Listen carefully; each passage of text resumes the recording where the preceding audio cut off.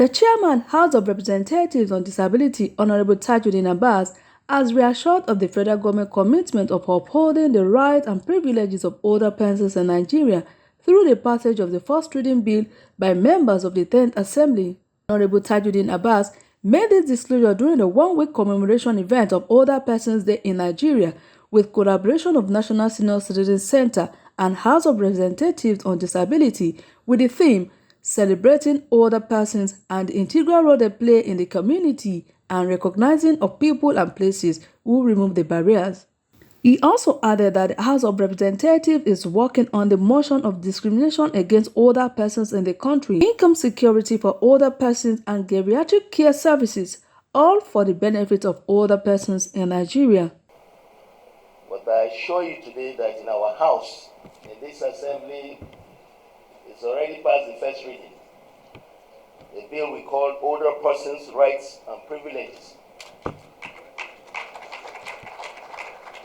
This particular bill guarantees the rights of older persons and protects their welfare. Various sections there address most of the things we've talked about here today. Accessibility, training, health insurance, discrimination, cuts across a lot of things that we think are important to older persons. We understand from the side of government that your funding is really low for the millions of persons that you are in charge of. So in the 2025 budget, we are aggressively pursuing that so that you can have a better budget. Dr. Sama Ibrahim Anas, Special Advisor to President on Health, also stated affirmatively the federal government's commitment in provision of good healthcare services for vulnerable in the country, amongst who are older persons, as investing in their health is paramount. And all senior citizens must be provided quality healthcare services, irrespective whether it is private sector, whether it is the public sector, whatever it is. And this is happening today. And His Excellency President Bola Ahmed Tinubu has expanded that scheme.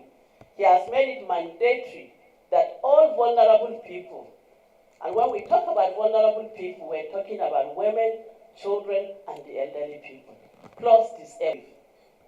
One of the major challenges of old age is disability, and it's fall as a result of fall, and they keep them in the room. But we are saying no, they should have access to quality healthcare services so that they will be back on their feet.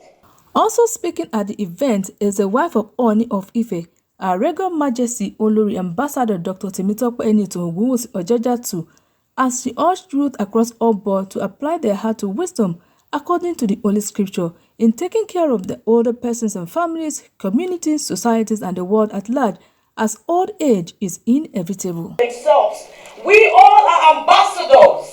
We must speak up for them because it is an inevitable age. We will all get there. How you treat them now, please, you will all be treated likewise. Let us help our government. Let us help the aged. Let us be close to them. Do not ignore them. Nothing kills most than being ignored, not recognized, being isolated. That kills faster. And that is what most of our aged people, what they go through in life. The highlight of the event is the unveiling of the National Senior Citizens Center Recognition of People and Places Who Remove the Barriers with Age-Friendly and Elder Justice Advocacy Awards.